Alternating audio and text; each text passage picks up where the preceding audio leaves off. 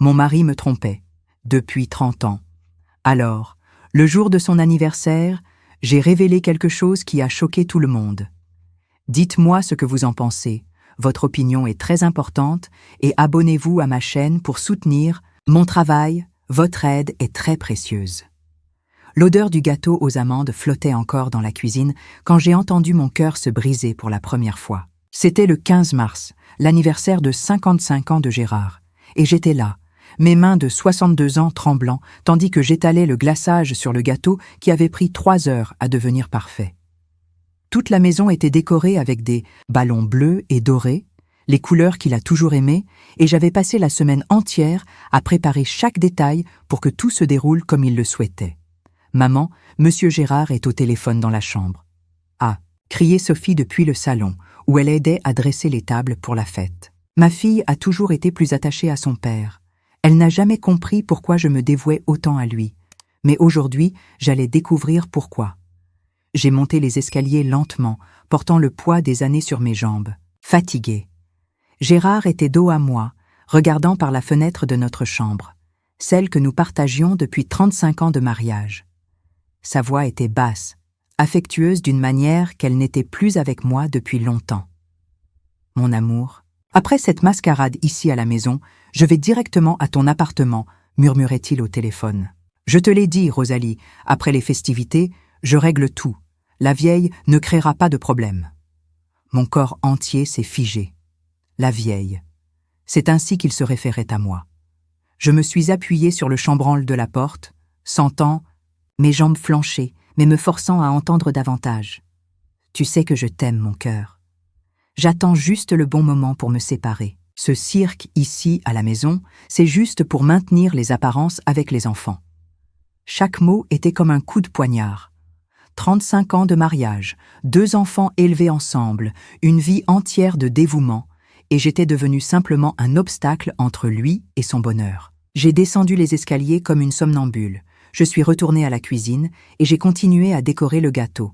Mais maintenant, chaque mouvement était mécanique, vide. « Mamie Valérie, vous allez bien ? Vous êtes un peu pâle » a demandé Lucas, mon petit-fils de 12 ans, apparaissant dans la cuisine avec cette gentillesse qui me réchauffait toujours le cœur. « Oui, mon amour.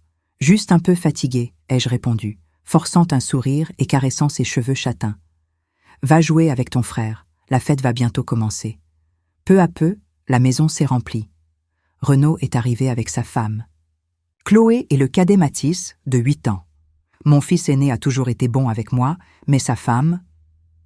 Chloé me regardait toujours comme si j'étais un meuble vieux qui devait être remplacé. « Madame Valérie, vous ne pensez pas que vous avez exagéré avec la décoration ?» a-t-elle demandé, analysant la pièce avec ce regard critique habituel. À l'âge de Monsieur Gérard, une fête doit être plus discrète, plus sérieuse. Il a aimé, ai-je simplement répondu, évitant la confrontation comme je le faisais toujours. Ah, mais vous devez comprendre que l'image de la famille est importante. Ce genre de fête ressemble à quelque chose pour les jeunes, a-t-elle continué, arrangeant les serviettes que j'avais pliées avec tant de soin. Avez-vous pensé à engager quelqu'un pour vous aider avec ces choses? À votre âge, il n'est plus approprié de faire autant d'efforts. Sophie a ri doucement, approuvant sa belle-sœur. C'est vrai, maman, tu n'es plus toute jeune pour organiser une fête toute seule. J'ai senti ma gorge se serrer, mais j'ai ravalé mes larmes. Personne ne voyait-il l'amour que je mettais dans chaque détail? Tout ce que je faisais était-il vu uniquement comme inapproprié pour mon âge? La fête a commencé, et Gérard a joué le rôle de mari heureux à la perfection. Il me souriait, me remerciait pour les félicitations, feignait que nous étions un couple uni devant tous les amis et la famille. Mais je voyais à travers le masque maintenant. Chaque sourire qu'il m'adressait était forcé, chaque baiser sur ma joue était du théâtre. Valérie a toujours été une épouse dévouée, disait-il aux invités, me prenant par les épaules. Je ne sais pas ce que je deviendrais sans elle. Les gens souriaient, louaient notre mariage durable, disaient que nous étions un exemple. S'ils savaient que je venais de découvrir que j'étais appelée la vieille et considérée seulement comme un obstacle, pendant la soirée, alors que je faisais la vaisselle de la fête, j'ai trouvé Chloé et Sophie en train de parler à voix basse sur le balcon. « Ta mère a vraiment besoin d'aide, ai-je entendu Chloé dire. « Regarde l'état de cette cuisine, Une dame de son âge ne devrait plus se surcharger ainsi. J'ai même essayé de suggérer une femme de ménage, mais elle est têtue, a répondu ma fille. Elle pense qu'elle peut encore tout faire toute seule. C'est compliqué, n'est-ce pas? On ne veut pas blesser, mais il arrive un moment où la famille doit intervenir, surtout dans une grande maison comme celle-ci, qui demande tellement de travail. J'ai fermé le robinet lentement, séchant mes mains avec plus de force que nécessaire. Ces deux-là discutèrent de ma vie comme si j'étais un enfant incapable. Étais-je vraiment devenu un fardeau pour tout le monde? Plus tard, quand la maison était finalement vide et silencieuse, je suis montée dans la chambre. Gérard était sous la douche, fredonnant une chanson que je ne reconnaissais pas. Je me suis assise sur le bord du lit, regardant les photos de notre vie ensemble éparpillées sur la commode. Notre lune de miel à Nice, la naissance des enfants, les remises de diplômes, les anniversaires, tout semblait avoir perdu son sens d'un coup. Quand il est sorti de la salle de bain, il était encore de bonne humeur. « Belle fête, Valérie. Tu t'es surpassée. »« Gérard, ai-je commencé, reprenant mon courage. Es-tu heureux avec moi ?» Il a arrêté de se sécher les cheveux et m'a regardé dans le miroir. « Quelle question, ma femme ?»« Bien sûr que oui. Pourquoi cette question ? Parfois, j'ai l'impression de ne plus te rendre heureux comme avant. »« N'importe quoi, a-t-il répondu, mais sans me regarder dans les yeux. Tu as toujours été une bonne épouse, une bonne mère. Bonne épouse, bonne mère. Les mots sonnaient, vides, mécaniques. Il n'y avait pas d'amour là, seulement une reconnaissance de fonction accomplie. Je me suis allongée cette nuit-là en ayant l'impression que toute ma vie était un mensonge. 35 ans, à croire en un amour qui n'avait peut-être jamais existé vraiment. À mes côtés, Gérard dormait tranquillement, probablement en rêvant de Rosalie et des plans qu'il avait pour leur avenir. Je suis restée éveillée jusqu'à l'aube, regardant le plafond et essayant de comprendre quand j'étais devenue la vieille qui empêchait le bonheur de son propre mari. Quand avais-je cessé d'être Valérie, la femme qu'il avait aimée autrefois, pour devenir simplement un obstacle sur son chemin? Mais une chose était claire en cette froide matinée de mars. Je n'allais pas rester là à attendre qu'il décide. Quand et comment il me jetterait de sa vie? À partir de ce moment, Valérie, la vieille, était morte. Et moi?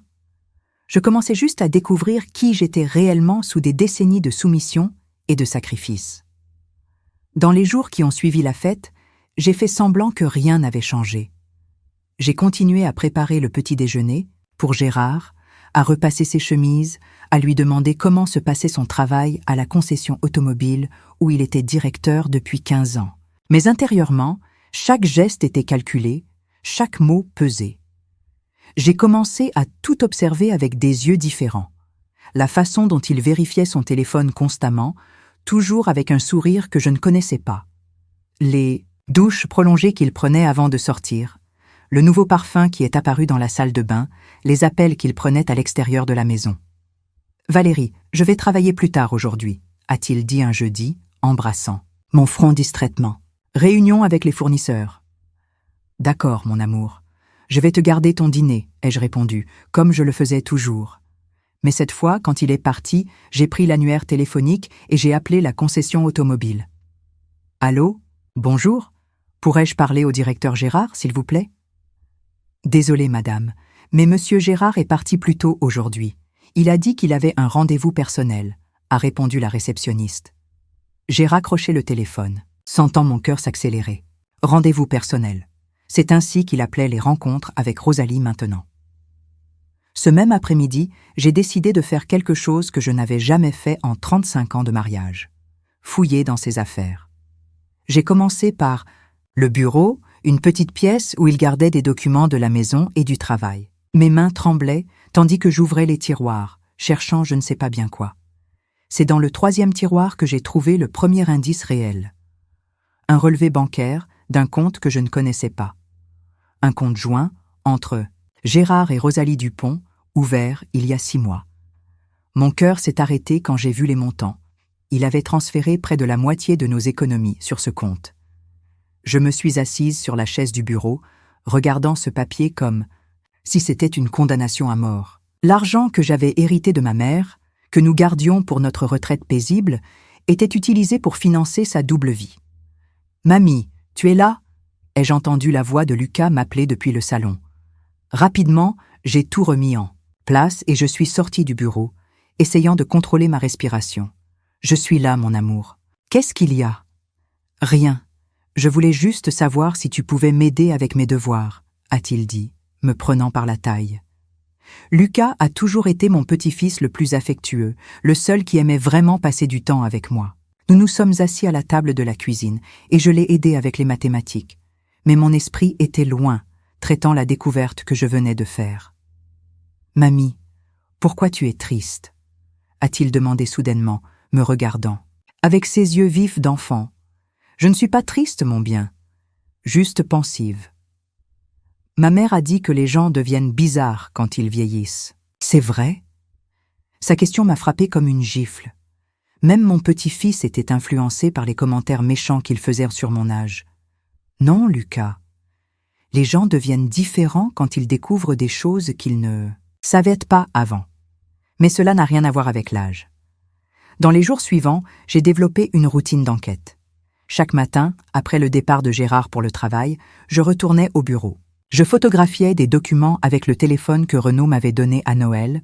Je notais des numéros de téléphone, des horaires, des noms qui apparaissaient sur des papiers. C'est ainsi que j'ai découvert qu'il avait tenté de transférer notre maison à son nom seul. Il y avait des documents falsifiés avec ma signature, des papiers que je n'avais jamais vus ou signés. Mon propre mari essayait de me voler la maison où j'avais élevé mes enfants. « Gérard, tu as touché aux documents de la maison ?» ai-je demandé avec désinvolture pendant le déjeuner du dimanche. « Pourquoi cette question ?» a-t-il répondu, sans lever les yeux de son assiette. « Juste curiosité. Parfois, je me demande si tout est en ordre pour quand nous prendrons notre retraite. Tout va bien, Valérie. Tu n'as pas besoin de t'inquiéter de ces choses, mais je savais déjà que rien n'allait. Et à chaque découverte, une rage froide grandissait en moi, remplaçant la douleur initiale. Un après-midi, alors, que je repassais le linge dans la buanderie, j'ai entendu Chloé parler avec Sophie dans la cuisine. « Ta mère est un peu bizarre ces derniers temps », a dit ma belle-fille, plus silencieuse que d'habitude. « Ça doit être l'âge », a répondu Sophie. Papa a dit qu'elle posait des questions étranges sur les documents. Ne serait-ce pas des problèmes de mémoire qui commencent? Ma grand-mère a commencé comme ça. C'est possible. Je vais observer de plus près. Problème de mémoire. C'est ce qu'elle pensait, que je devenais sénile, perdant la capacité de comprendre les choses. Si elle savait que je découvrais des vérités que personne n'imaginait, 3 semaines après la fête, j'ai fait ma découverte la plus choquante. Gérard avait oublié son téléphone à la maison, quelque chose qui n'arrivait jamais. Quand l'appareil a sonné et que j'ai vu le nom Rosalie Amour sur l'écran, je n'ai pas résisté. « Allô, mon amour, tu as oublié ton téléphone ?» Si ai-je répondu avec la voix la plus douce possible, il y a eu un silence de l'autre côté, puis une voix féminine, surprise. « Qui est à l'appareil ?»« Je suis la femme de Gérard. Et vous devez être Rosalie. » Un autre silence, plus long. Puis, à ma grande surprise, elle n'a pas raccroché. « Écoutez, madame, je ne voulais pas que vous découvriez cela comme ça. Mais j'ai découvert. Et maintenant, nous devons parler toutes les deux. Nous avons convenu d'un rendez-vous pour le lendemain, sur la place centrale de Lyon. J'ai passé toute la nuit à penser à ce que je dirais, comment je réagirais en voyant de près la femme qui était en train de détruire mon mariage. Rosalie était plus jeune que moi, bien sûr. Elle devait avoir environ 45 ans, cheveux blonds, bien habillée.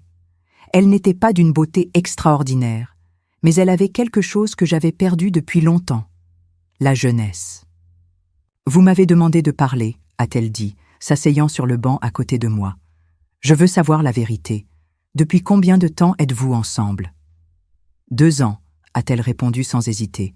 « Il m'a dit que votre mariage était fini depuis longtemps, que vous viviez ensemble seulement par commodité. » 2 heures. Pendant 2 heures, nous avons parlé sur cette place et j'ai découvert que Gérard avait construit une version complètement déformée de notre vie pour justifier sa trahison. J'étais l'épouse froide, distante, qui ne le comprenait pas. Il était l'homme incompris, pris au piège dans un mariage sans amour. Il va se séparer de vous après avoir réglé la question de la maison, m'a dit Rosalie. Il a dit que vous deveniez un peu confuse avec l'âge, que vous avez besoin de soins spéciaux. Là était l'explication à tout. Gérard préparait le terrain pour me jeter, me dépeignant comme une femme sénile qui n'arrivait plus à prendre soin d'elle-même. Et, vous croyez à ces histoires ? Ai-je demandé. Elle a baissé les yeux. Je veux juste être heureuse. Et il me rend heureuse. Je suis rentrée à la maison cet après-midi avec plus d'informations que je ne l'espérais. Rosalie m'avait parlé de l'appartement qu'ils avaient déjà loué, des projets de voyage qu'ils avaient après la séparation, de la façon dont ils parlaient de notre vie intime de manière irrespectueuse. Mais j'ai aussi découvert quelque chose qu'elle ne savait pas avoir révélé. Gérard lui mentait aussi. Il avait dit que notre maison était hypothéquée, que nous avions des dettes, que j'étais un fardeau financier. Tout cela pour justifier pourquoi il ne pouvait pas assumer la relation publiquement pour le moment. Ce soir-là, quand Gérard est rentré à la maison, j'ai continué à jouer mon rôle d'épouse ignorante. « Comment s'est passée ta journée ? » ?»« Mon amour ?» ai-je demandé, servant le dîner. « Normal. Beaucoup de travail, » a-t-il répondu, évitant mon regard. Mais maintenant, je savais exactement comment s'était passée sa journée. Je savais à quelle heure il avait quitté le travail, où il avait déjeuné avec Rosalie, les projets qu'il faisait pour l'avenir, et surtout, je savais que j'avais très peu de temps avant qu'il ne mette en pratique son plan pour me jeter. Il était temps de prendre une décision. C'est un lundi pluvieux que ma vie a pris une tournure que je n'aurais jamais pu prévoir. J'étais en train de ranger les papiers anciens dans le placard de la chambre quand la sonnette a retenti. C'était Maître Dubois, notre avocat de famille depuis plus de 20 ans. « Madame Valérie, je vous prie de m'excuser d'arriver sans prévenir, mais je dois vous parler d'une affaire importante, » a-t-il dit en enlevant son chapeau mouillé par la pluie. « Entrez, Maître Dubois. Vous semblez préoccupé. » Nous nous sommes assis dans le salon et il a ouvert une chemise qu'il tenait sous le bras. « Il s'agit de l'héritage de votre père, Madame Valérie. Nous avons découvert un compte bancaire qu'il gardait secret, et vous êtes la seule héritière. » Mon cœur s'est emballé. Papa était décédé il y a 5 ans, et nous pensions que tous ses biens avaient déjà été inventoriés. « Comment cela, maître ? » Votre père était un homme très prudent, comme vous le savez. Il gardait une épargne dans une autre banque, qui n'est apparue que maintenant dans les registres parce que le délai d'inactivité était dépassé et ils nous ont contactés. Maître Dubois m'a montré les documents. Le montant m'a coupé le souffle. C'était presque 10 fois plus d'argent que je n'imaginais que papa possédait. Assez d'argent pour changer complètement ma situation. « Vous avez juste besoin de signer quelques papiers pour avoir accès aux fonds, » a-t-il expliqué. « Mais Madame Valérie, puis-je vous donner un conseil ? N'en parlez à personne avant de décider quoi faire. L'argent a le pouvoir de changer les gens. » J'ai signé les documents avec des mains tremblantes. Quand Maître Dubois est parti, je suis restée seule dans le salon, regardant les papiers comme s'ils étaient des documents d'un autre monde. Soudain, je n'étais plus seulement l'épouse trahie qui était sur le point d'être jetée. J'étais une femme avec des ressources pour prendre mes propres décisions. Ce même après-midi, je suis allée à la banque pour régler les formalités administratives. La directrice, une femme sympathique d'une 40aine d'années, m'a expliqué toutes les options. Vous voulez garder l'argent sur un compte d'épargne ou préférez-vous diversifier les investissements ? A-t-elle demandé. Pour l'instant, je vais le laisser sur le compte d'épargne, mais je veux ouvrir un compte uniquement à mon nom. Bien sûr, Madame Valérie, il est toujours bon d'avoir une indépendance financière. Indépendance financière. Ces mots ont résonné dans ma tête toute la journée. À 62 ans, pour la première fois de ma vie, j'avais de l'argent qui était uniquement à moi. De l'argent dont Gérard ne soupçonnait même pas l'existence. Quand je suis rentrée à la maison, j'ai trouvé mon mari dans le bureau, en train de fouiller dans les papiers comme il le faisait toujours le mardi. Cette fois, cependant, je savais exactement ce qu'il cherchait, des moyens de transférer nos biens à son nom. « Valérie, tu as touché à quelque chose ici ?» a-t-il demandé, sans lever les yeux. « Pourquoi est-ce que je toucherais à tes affaires, Gérard ? Je ne sais pas. Certains papiers ne sont pas à leur place. J'ai contrôlé mon sourire. C'était moi qui fouillais, photographiais, copiais tout. Ça doit être le vent de la fenêtre. Dans les jours suivants, j'ai commencé à agir différemment, mais subtilement. J'ai arrêté de poser des questions sur ses retards. J'ai arrêté d'appeler pour savoir où il était. Gérard était même surpris par mon changement de comportement. « Tu es plus détendu ces derniers temps ?» a-t-il commenté un jeudi.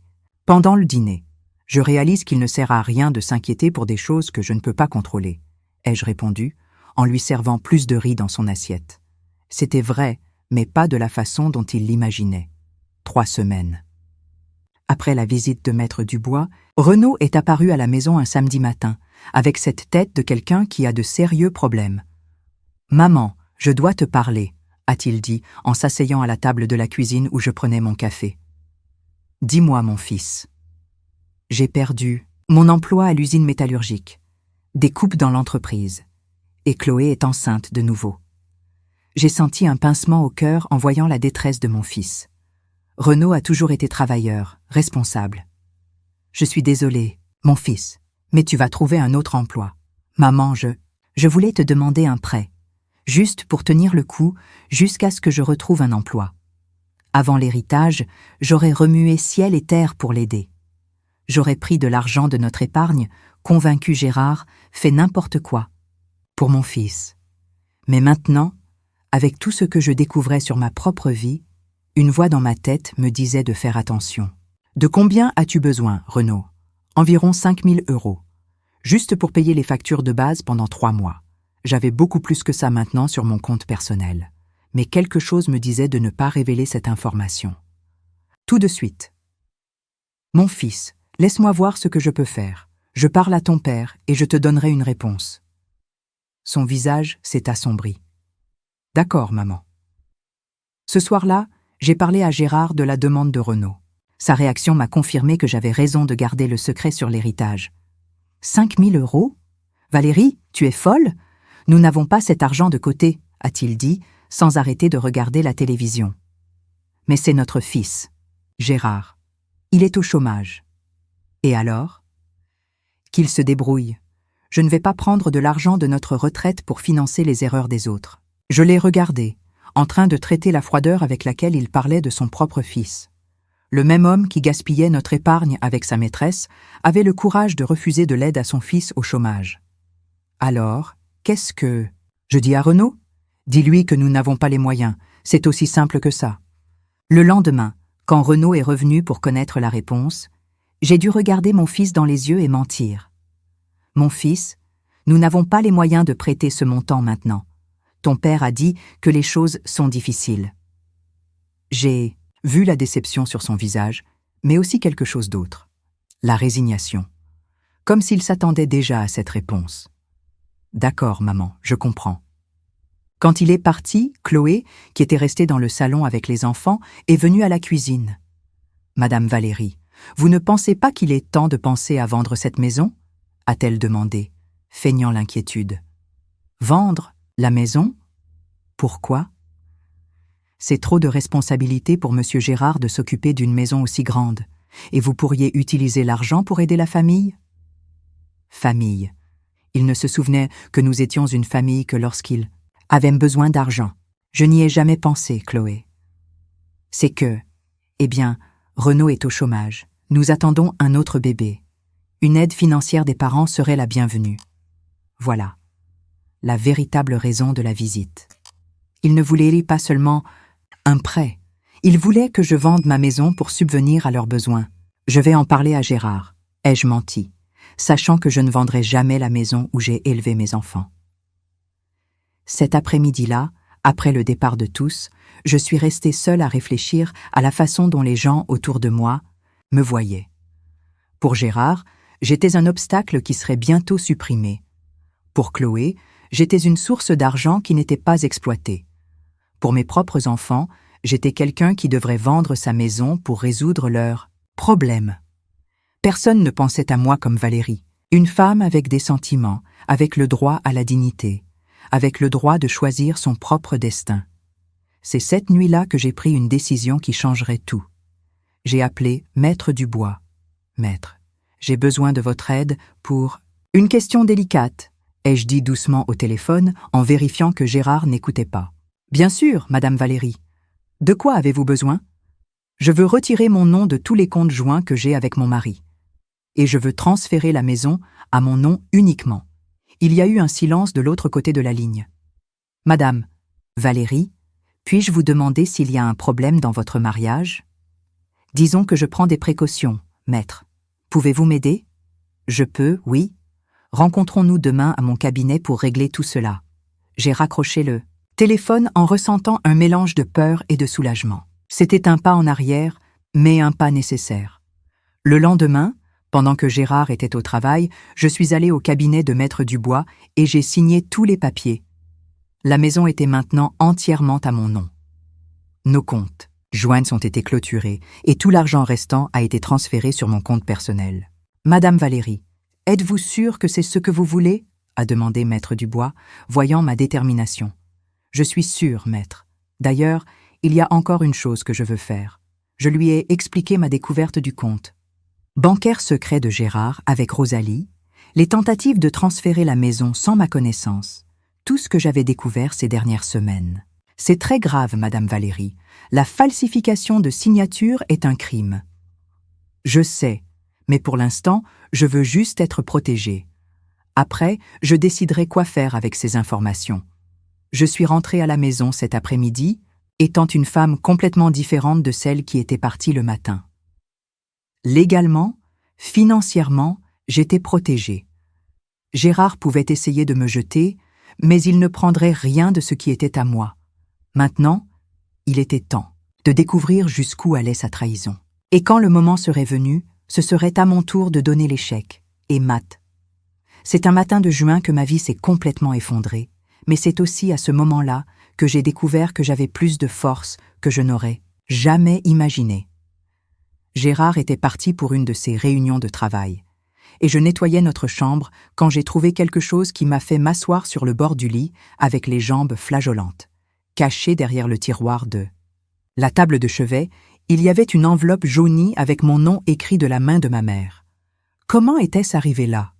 Pourquoi était-ce caché? À l'intérieur de l'enveloppe, une lettre qu'elle m'avait écrite 2 mois avant de mourir, il y a 8 ans. Mes mains tremblaient en lisant les premières lignes. Ma chère Valérie, si tu lis ceci, c'est parce que quelque chose m'est arrivé et je n'ai pas eu le temps de te parler personnellement. J'ai besoin que tu saches la vérité sur Gérard. Je n'ai jamais eu le courage de te le dire de mon vivant, mais maintenant que je pars, je ne peux pas emporter ce secret avec moi. J'ai senti mon cœur s'arrêter. Quelle vérité, ma propre mère. M'avait-elle caché pendant si longtemps? Ton mari m'a contacté 3 fois ces dernières années, me demandant de l'argent sans ta connaissance. Il a dit que c'était pour des surprises d'anniversaire, pour des investissements que tu ne comprendrais pas. Naïve que j'étais, j'ai cru et j'ai prêté. Mais la dernière fois qu'il est venu, j'ai découvert la vérité. L'argent était pour une autre femme. Chaque mot était comme un coup de poignard. Ma mère savait pour la trahison et ne me l'a jamais dit. Valérie, j'ai gardé cette information parce que je ne voulais pas te voir souffrir. Mais maintenant, je comprends que j'ai trop caché de la vie. Gérard a utilisé l'argent que j'ai emprunté pour acheter des cadeaux à cette Rosalie. J'ai vu les reçus qui sont tombés de son portefeuille quand il est venu me rendre une partie de l'argent. Rosalie. Le nom que j'avais découvert par hasard à la fête d'anniversaire existait déjà dans la vie de mon mari depuis bien plus longtemps que je ne l'imaginais. Ma fille, quand tu liras ceci, fais attention. Gérard n'est pas l'homme que tu penses connaître. Protège-toi. Utilise l'héritage que je t'ai laissé avec sagesse. Et souviens-toi, tu as toujours été plus forte que n'importe quel homme qui est passé dans ta vie. J'ai fini de lire la lettre avec des larmes coulant sur mon visage. Ma mère était morte. En portant ce poids, me protégeant d'une vérité que je ne découvrirais que des années plus tard par moi-même. Mais il y avait autre chose dans l'enveloppe. Un reçu de bijouterie, daté d'il y a 3 ans. Un collier en or blanc avec des diamants, d'une valeur de 8 000 €, payé avec l'argent que Gérard avait emprunté à ma mère. 8 000 € qui auraient pu être utilisés pour son traitement médical quand elle a découvert son problème cardiaque. 8 000 € qu'elle a prêtés en croyant à un mensonge tout en économisant chaque centime sur ses propres médicaments. À ce moment-là, j'ai ressenti une colère si profonde qu'il semblait qu'elle allait me consumer de l'intérieur. Ce n'était plus seulement la douleur de la trahison, c'était la révolte de savoir que ma mère avait souffert en silence, s'était privée de choses importantes, pour aider un homme qui me trompait depuis des années. J'ai gardé la lettre et le reçu dans un endroit sûr, et j'ai continué ma routine, mais maintenant chaque mouvement était planifié. J'ai commencé à observer Gérard avec d'autres yeux, à la recherche de signes que j'ignorais auparavant. C'est un jeudi que j'ai fait ma prochaine découverte. Il était sous la douche quand son téléphone a sonné. C'était Rosalie, comme toujours. Mais cette fois, quand j'ai répondu, elle n'a pas raccroché. « Ah, c'est vous encore » a-t-elle dit, la voix pleine d'irritation. « C'est bien moi, ma chère, et nous devons parler. » Écoutez, Madame Valérie, je vous ai déjà dit qu'il ne sert à rien d'essayer de m'éloigner de Gérard. Il va se séparer quand même. Je ne veux t'éloigner de rien, Rosalie.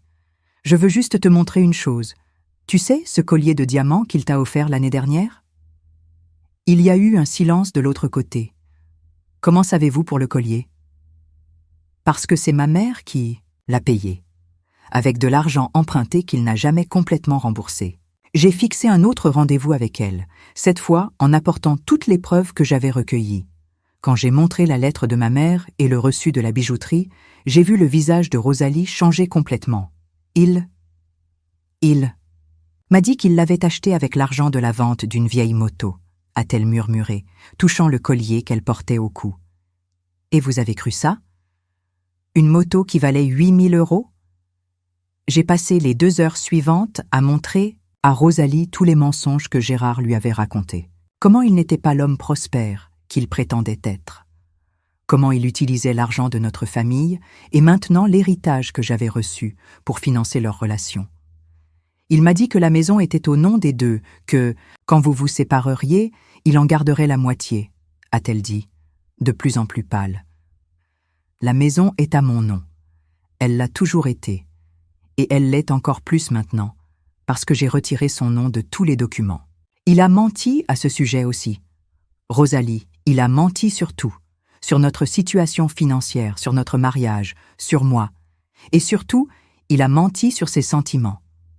Je lui ai montré les conversations que j'avais enregistrées avec Maître et Dubois, les appels que j'avais passés à la concession automobile, confirmant qu'il mentait sur ses horaires de travail, tout. Vous saviez tout ce temps? A-t-elle demandé, incrédule. J'ai découvert petit à petit. Et maintenant, vous le savez aussi. Quand je suis rentrée à la maison cet après-midi, j'ai trouvé Renaud qui m'attendait dans le salon, avec une expression que je connaissais bien. C'était la même tête qu'il faisait enfant quand il avait fait une bêtise. « Maman, je dois te parler », a-t-il dit, évitant mon regard. « Dis-moi, mon fils, c'est au sujet de l'argent que je t'ai demandé en prêt. » « Tu ne m'as pas demandé. »« En prêt, Renaud? J'ai dit que je n'avais pas les moyens de te prêter. Mais Chloé a parlé à papa hier, et il a dit que vous avez bien les moyens. Que tu deviens un peu... » Il a hésité. « Que je deviens un peu quoi, mon fils? Un peu oublieuse. Que peut-être tu ne te souviens pas bien de l'épargne que vous avez. » J'ai senti le sang monter à ma tête. Gérard utilisait mes propres enfants contre moi, plantant l'idée que j'avais des problèmes de mémoire pour justifier ses mensonges. « Et tu crois ça, Renaud? Que ta mère devient oublieuse ?» Il a baissé les yeux. « Je ne sais pas, maman. Papa connaît mieux la situation financière de la maison. Ton père connaît mieux la situation financière? Alors demande-lui pour le compte bancaire qu'il a ouvert avec Rosalie. Demande pour les 8 000 € qu'il a dépensés dans un collier pour elle avec l'argent emprunté à ta grand-mère. » Le visage de Renaud est devenu blanc. « De quoi tu parles, maman? » « Je parle du fait que ton père ment à tout le monde depuis des années, mon fils. Et maintenant, il vous utilise, toi et ta sœur, pour me faire chanter. J'ai tout raconté à Renaud. Chaque découverte, chaque preuve, chaque mensonge. J'ai vu mon fils se transformer au fur et à mesure que les mots sortaient de ma bouche, la déception et la colère grandissant dans ses yeux. « Maman, pourquoi tu n'as pas raconté ça avant?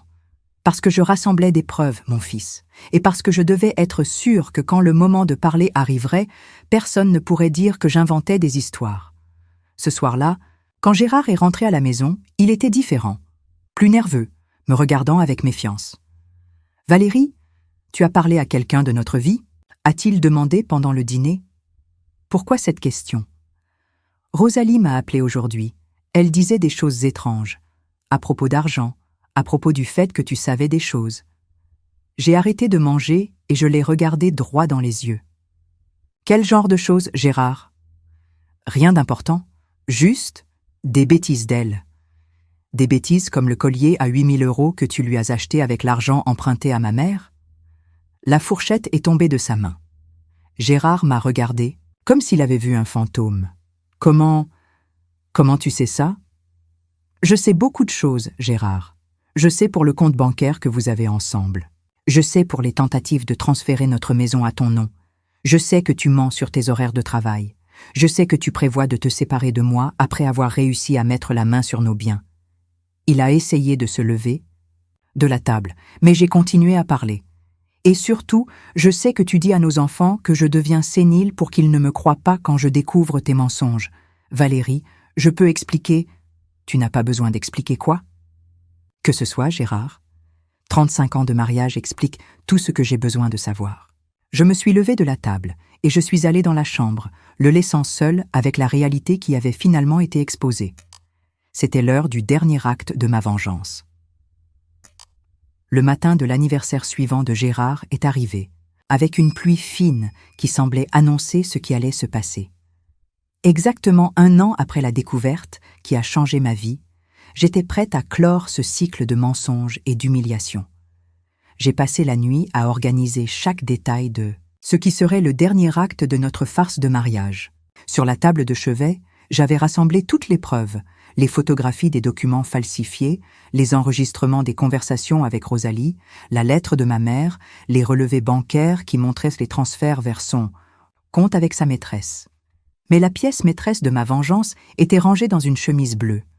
Le document qui prouvait que j'avais fait don de tout l'héritage de mon père à la maison de retraite Saint-Vincent-de-Paul. À 7 heures. Du matin, j'ai commencé à préparer le petit déjeuner comme je le faisais toujours. Gérard est descendu en pyjama, en bâillant, sans imaginer que ce serait le dernier repas que nous partagerions en tant que mari et femme. « Bonjour, l'homme du jour », ai-je dit, en servant le café au lait dans la tasse bleue qu'il utilisait toujours. « Bonjour, Valérie. Tu as bien dormi ?» J'ai très bien dormi. D'ailleurs, aujourd'hui, je me sens comme une nouvelle personne. Il m'a regardé bizarrement, mais n'a rien demandé. Pendant toute la matinée, j'ai appelé la famille, invitant tout le monde au déjeuner d'anniversaire.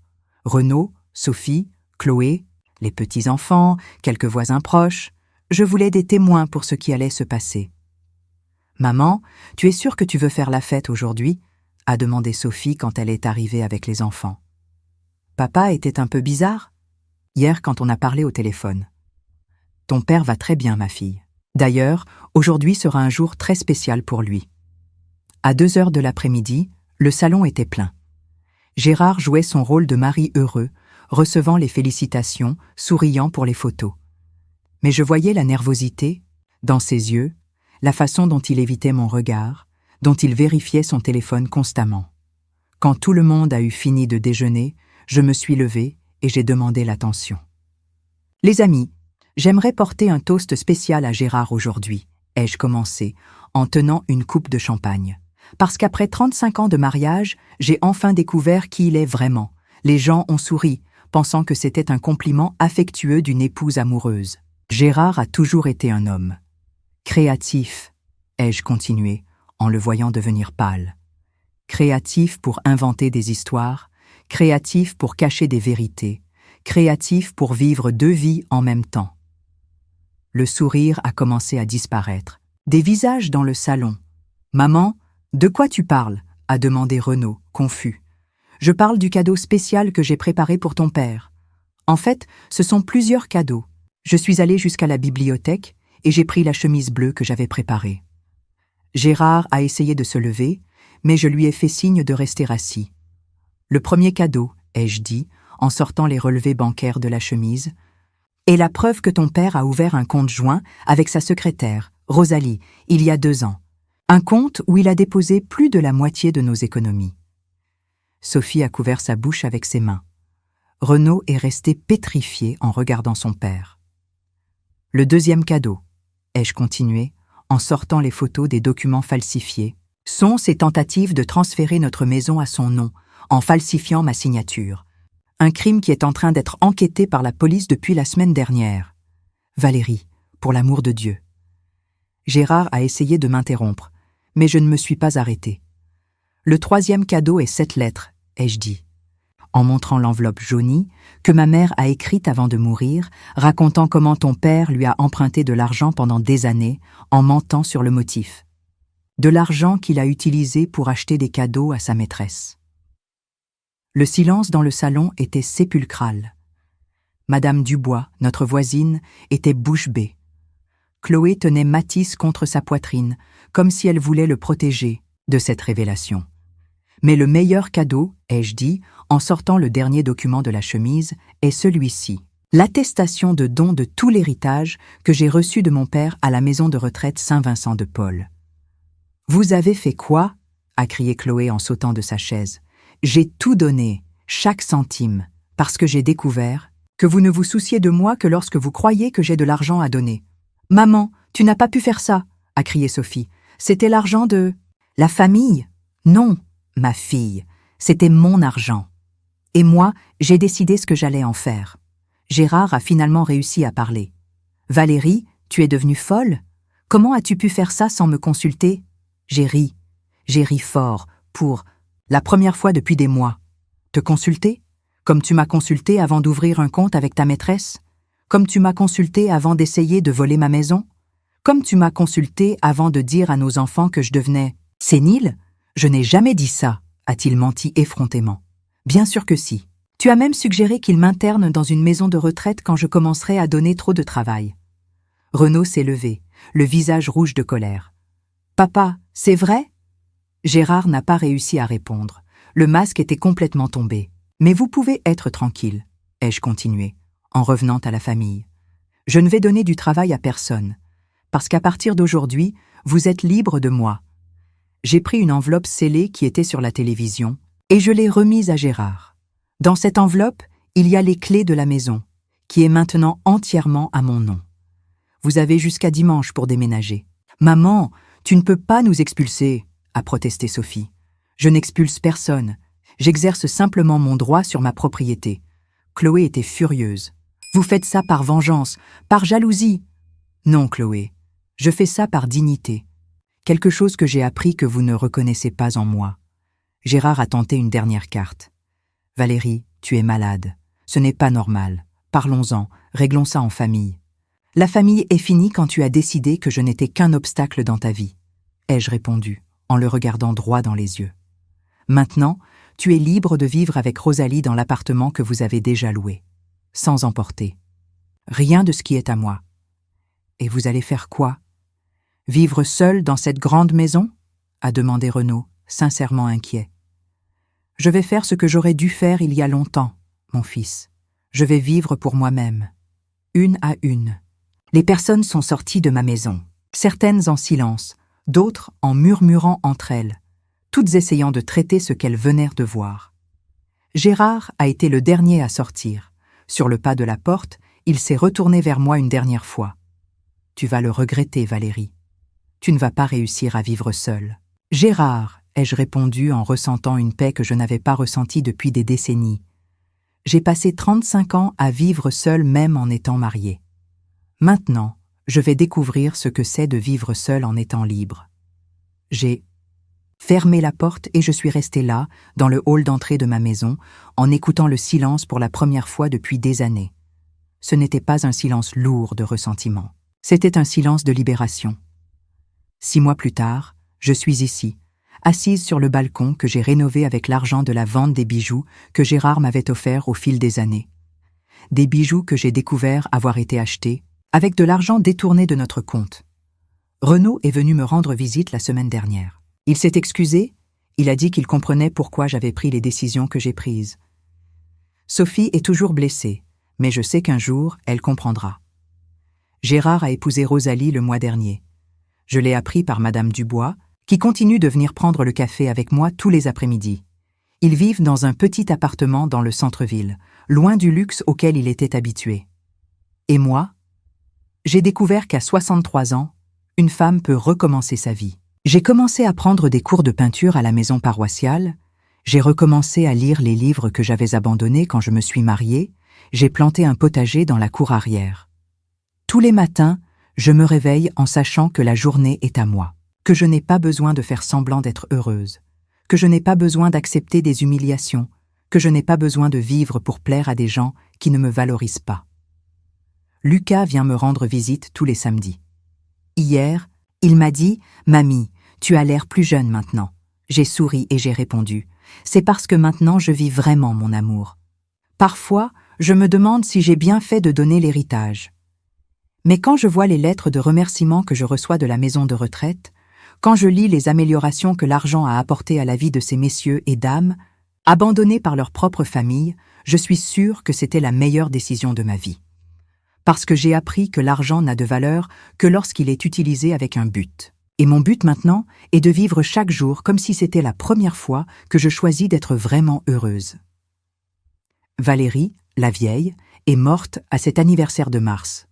Et moi, la femme qui a toujours existé sous des décennies de soumission, je suis enfin renée.